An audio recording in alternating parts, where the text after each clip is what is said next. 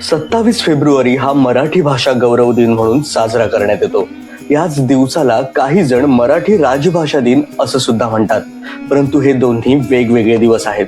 ज्ञानपीठ पुरस्कार प्राप्त मराठी कवी कुसुमाग्रज यांचं महाराष्ट्राच्या सांस्कृतिक क्षेत्रातील योगदान अत्यंत महत्त्वपूर्ण असल्यानं त्यांना अभिवादन म्हणून 21 जानेवारी 2013 रोजी महाराष्ट्र शासनाच्या निर्णयानुसार कुसुमाग्रजांचा जन्मदिवस म्हणजे 27 फेब्रुवारी हा मराठी भाषा गौरव दिन म्हणून घोषित करण्यात आला.